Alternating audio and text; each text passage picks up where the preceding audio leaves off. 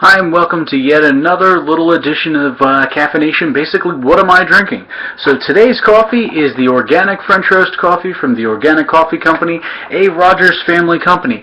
Now the company is based on the one thing that is actually on their label. It says, crafting great coffee with concern for nature, care for people, and respect for the environment. Everybody likes that kind of stuff, but it all doesn't matter for very much if the coffee isn't good. Now it is a French roast coffee, so French roast is dark roast. It means what you're going to see when you see it, I don't know if you'll be able to tell in the video or not, is you're going to see beans that kind of shimmer in the light.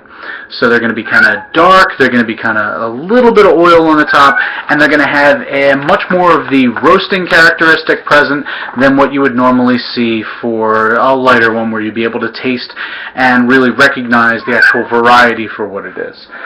So we are again trying it in the double Palvino walled glasses from Bodum. The first is the regular coffee, so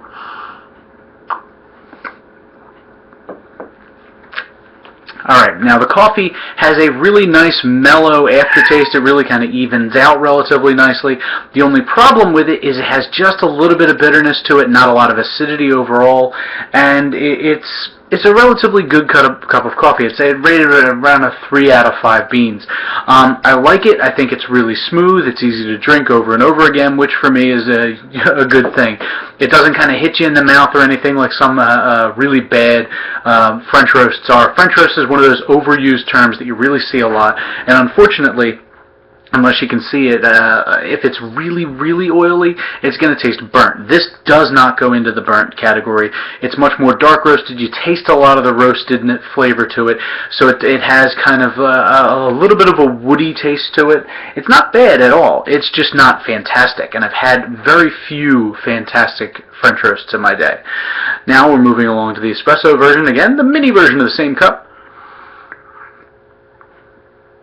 And this is actually where this kind of roast shines. Usually the darker roasts tend to do a little bit better with the espresso. If they're not a single origin, they're much more of a blend. And with this, it's really no exception.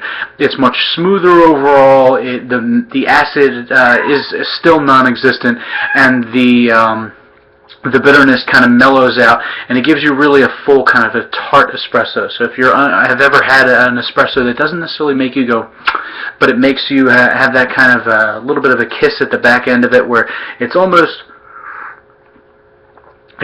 bitter, but not quite. I don't really know a good food to kind of emphasize to it. So this tastes a little bit like a chocolate maybe in the espresso form, and in the large coffee. So as you can tell, I've been drinking a lot of it. But in the coffee, it has kind of like a wood, kind of a chicory taste to it. So it's not bad. Overall, very good. So I'd rate it about a 3 out of 5 beans in the coffee variety and a 4 out of 5 beans in the espresso variety. So thank you very much to the fine folks over at the Rogers Family Coffee Company and the Organic Coffee Company, their French roast organic blend.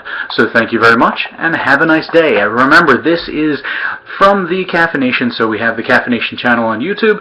We have the link to the CaffiNation article, which will be written, and this time will actually be posted at the same time the video is recorded and put up there.